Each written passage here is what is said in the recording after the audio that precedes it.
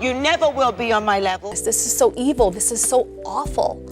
The adult me understands that she was reacting to an industry that was all about a token. Stop!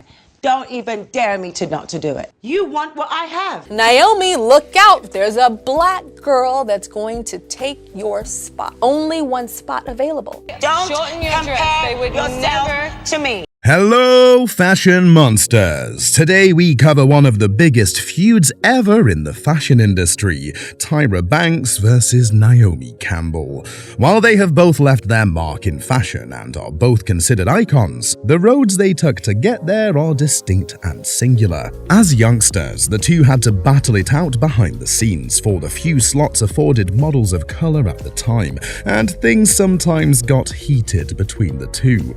What's fact and what's fiction? You know we have the receipts, so let's get right into it, shall we? Roll the clip. Yeah, I had a very painful early days in Paris. As much as I was booking every single fashion show, people didn't know I was going home at night crying my eyes out because the woman that I was looking up to seemed like she just didn't want me to be there and was doing everything in her power to make me go away. And I didn't understand that as a young girl. Like, why is she doing this? This is so evil. This is so awful. The adult me understands that she was reacting to an industry that was all about a token. When this one girl, Kate Moss, came on the scene, they weren't telling Christy Turlington, you better look out. Kate Moss has got some high cheekbones like you do, Christy. When Shalom Harlow came on the scene, they weren't, Lindy Evangelista, look out, another brunette is on the loose. But when I came on the scene, Naomi, look out, there's a black girl that's going to take your spot. Because there's only one spot available. Only one spot available. One spot available. In the 90s, that was the state of the industry at the time, and Tyra Banks shed light on the long-standing tension between her and Naomi Campbell, highlighting how the modeling industry often pits women of color against each other. This phenomenon isn't unique to modeling, but extends to various industries like entertainment, sports, and music. Tyra recalled being dubbed the new Naomi Campbell, initially considering it a compliment. But was it truly a compliment? Why couldn't Tyra just be Tyra? But at the time it was not enough, and their similarities in appearance fueled competition, leading to rumored fights over dresses and runway placements. Despite the rivalry, both Tyra and Naomi spoke out against prejudice in the industry, striving to overcome the divide perpetuated by external forces within the modeling world. What's sad is that the industry perpetrates like a preconceived notion of divide and conquer. You know, like there's only one top black model, and that's Naomi. It's hard because in order for me to be successful, the unspoken rule is that I have to kick somebody out. And it does bug me and irk me that you think that two women of the same ilk, where women of color, have to be pitted against each other. And that's something I always felt back then. You can have more than one woman of color in a fashion show. Unfortunately, back then it was like, okay, we'll just have one, so the other one would feel like, oh, she put me out. Oh, look out, Naomi Campbell. Here comes Tyra Banks. So Naomi Campbell, sit your butt down. This younger one is coming to take your place. And it was really unfair to her. You know, it wasn't fair to Naomi, but her response was, to this day, I'm very scared of her. But how was that response? Oh, I don't want to go too deep into the past, but it was very difficult. Very, very, like some of the lowest times of my life. Let's delve into the dynamics between Tyra and Naomi, starting with Naomi's remarkable success. Rising to prominence in the late 80s and reaching supermodel status in the early 90s, Naomi Campbell became an icon in the fashion world, gracing the covers of numerous magazines and dominating the runways with her unmatched presence. Meanwhile, Tyra Banks emerged as a rising star, making her mark with 25 runway shows in her debut season and drawing comparisons to Naomi. While Tyra embraced the comparisons as flattering, Naomi perceived them them differently, feeling threatened by the new competition. Being the only black supermodel of her time, Naomi faced immense pressure and scrutiny, leading her to direct her frustrations towards Tyra, whom she perceived as a threat to her position in the industry. And let's face facts, at the time, when Naomi was being portrayed as difficult in the industry, the truth was that she was asking for equal pay on par with other supermodels at the time. Instead of the industry paying her, however, they attempted to hire Tyra, someone who superficially looked like her, and phase Naomi out. And Naomi being Naomi, she saw the writing on the wall as clear as day and didn't take it lying down. Naomi had words, all the words, but Tyra too had her own take on the situation, and she had this to say during another encounter with Campbell on her television show at the time. I don't know if you remember. Do you remember the Azadina Laya fashion show that we did when together? we had the braids.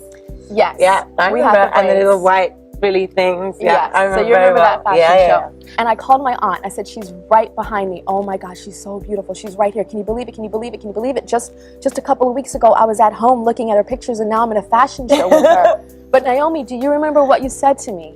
Now, I want you something awful and cruel. Awful. What did I say? You said, I heard you talking about me. Which I do. I hear everything from everywhere. Yes. No, but no, you said you heard me physically. You were right behind me. You heard me talking about you.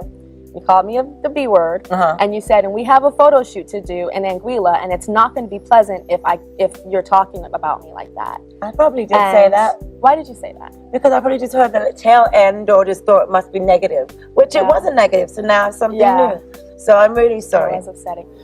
Naomi Campbell discussed the tension some years ago, and the two models went head-to-head over the intricacies of their feud, which escalated following a photo shoot for US Vogue in Anguilla. When I started to become a fashion model, I never tried to look like you. No, but that's how they made. There was a certain look. You know, there was a certain look. You were the only one, you're the only black girl. Make every black girl's hair look like that. Make every black girl's makeup like that. And then we went on that trip. We went on that trip in Anguilla. Yes. But I remember being on a boat, and I get seasick. So I was laying down on this little plank thing. That boat shot there. I was laying down on a plank. Laying down on a pillow. Yeah. And you came and you sat down next to me.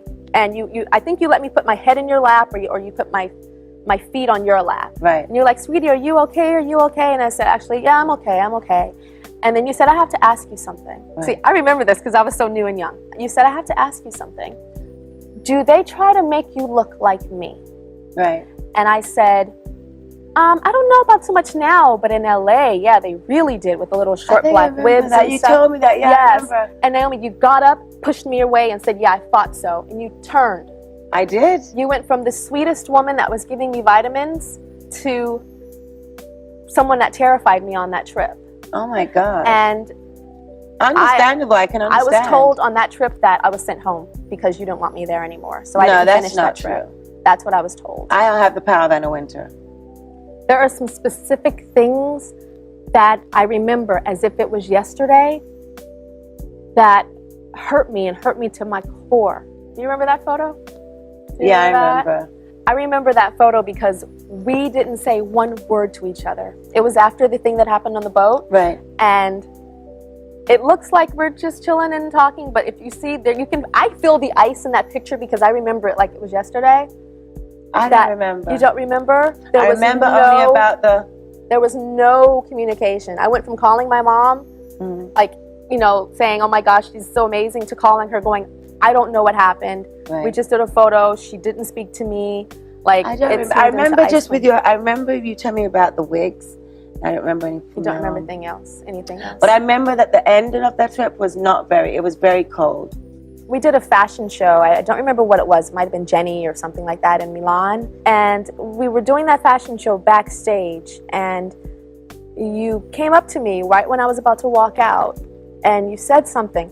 And it's so funny because it was so surreal at the time when you said it. I didn't think that you could actually say something like that. What did I say? You said something like, you'll never be me, don't ever think that you'll be me, and something like that. I said that? Yes. I know the person that I am, and I'm not someone to go and give myself away and say that to anybody. I've never said that in my life. So, but if that's what you remember, I accept that, but it doesn't sound like me to people that would know me. That experience between you and I was one of the most difficult times in my entire life. But don't you think some of the things are like blown up a little bit? When I would read the press, I'd be like, but this didn't happen. We didn't have a fight on the runway. It really was blown up out of proportion. No, most definitely. It was definitely blown up and perpetuated. But to me, there are certain things in the press that come from nothing, and then there are certain things that come from truth. I was tired of having to deal with you. I was tired of that pain. I was tired of the comparison. I was tired of constantly hearing that I got canceled from this job or this or that, or this photographer was called or this magazine was called and was telling to not use me. So I made a conscious decision and I said, you know what? I'm tired. I'm so tired of this. To be honest, Naomi, I'm fearful of you to this day. Not right now. I feel safe. I feel like it's just me and you. There's not a lot of hoopla. Right. But even a couple of seasons ago, even a couple of years ago when we did the Victoria's Secret fashion show, and I walk in the room and I see you, I'm like, I start shaking. My heart starts beating faster. I go back to the 17-year-old girl that you used to be. That I used to be when this powerful, strong icon woman that I looked up to was terrorizing me. In that interview, Tyra openly shared her feelings of being bullied by Naomi, highlighting that it wasn't just a personal conflict, but also stemmed from industry dynamics. Remember that Naomi already knew the ins and outs of the industry well before Tyra entered it, and so she knew exactly what time it was. Fashion directors were often forced to choose between Naomi or Tyra, contributing to Tyra's frustration with the industry's narrow beauty standards. But as we know, Naomi carried on as a supermodel and continues to be one to this very day. Meanwhile, Tyra decided to step away from modeling and establish herself as a successful mogul, with ventures like America's Next Top Model and her talk show. Despite her own iconic achievements over the years, unresolved tensions with Naomi lingered, prompting Tyra to invite Naomi to her show for a tense conversation, where Naomi offered an apology. However I've affected you, or have you felt that I've affected you, I take my responsibility. And I just want to say I'm very proud of you for being a powerful black woman sitting here and doing what you're doing. And please continue. Okay, Thank you so much.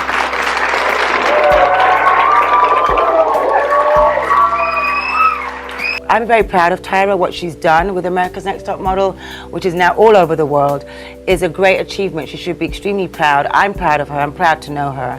And I'm not into the pitting game. After years of drama, rumors, catfights, and misdirects, it's truly heartening to witness Naomi and Tyra set aside their differences. However, discussions around their feud often cast Naomi as the villain due to her reactions, and this is a mischaracterization. It's important to humanize Naomi and understand that her feud with Tyra ran deeper than mere pettiness or jealousy. The fashion industry had a clear agenda of pitting these two black models against each other, rooted in racism and colorism. While Tyra is undoubtedly a talented model, many argue she doesn't match Naomi's caliber. No matter how you slice it, at the end of the day, Naomi's career is heads and shoulders above just about any other top model you could ever name then or now. However, the industry seemed more comfortable with Tyra's aesthetic, given her fair skin and light eyes, compared to Naomi's stunning brown-skinned beauty. For those in the know, it seemed as if the industry made it a point to put on a black model that was basically a lighter-skinned, younger version of Naomi. This bias highlights deeper societal issues around beauty standards, including colorism, which many people are still not aware of among black models. Naomi likely internalized these struggles, compounded by unresolved childhood issues, often responding to situations with anger. She has spoken publicly about these issues as well. There's a lot of issues that I have from childhood. Tell me about those. Well, for instance, not knowing your father, not seeing your mother, that brings up a lot of, it manifests a lot of feelings. One of those feelings, absolutely, anger, but I think that's a really normal thing. And I mean, I've not always displayed my anger in the appropriate time. It's always been in the inappropriate time. But it's a manifestation of a deeper issue, I think, anger. And that for me, I think, is based on insecurity, self-esteem, and loneliness. And Being abandoned. being abandoned. That's what I mean. That's what my core issues are: abandonment and rejection.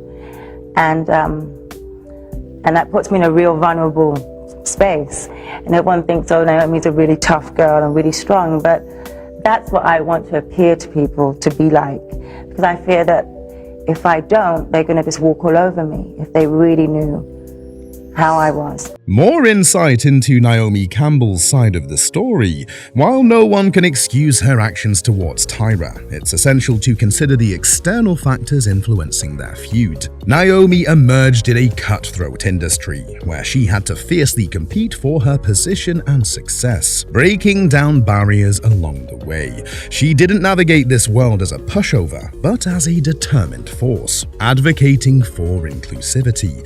The models of color that work at the highest echelons of the industry have Naomi to thank in part because of their paychecks and increased representation. Naomi's resilience opened doors for women of color in fashion. The same can also be said for Tyra Banks. Both Naomi and Tyra are titans in the realm of modeling, and both have profoundly impacted the fashion industry. It's hard to imagine the modeling world without either of them. They're not just iconic, they're integral to fashion history. So that's it, fashion monsters. What's your take on this former feud? Are you Team Tyra or Team Naomi? We'd love to hear your thoughts on this topic, so please comment below. And while you're at it, don't forget to like, share, and subscribe if you enjoyed this video. Thanks for watching. We have so much more in store. So until next time, stay beautiful.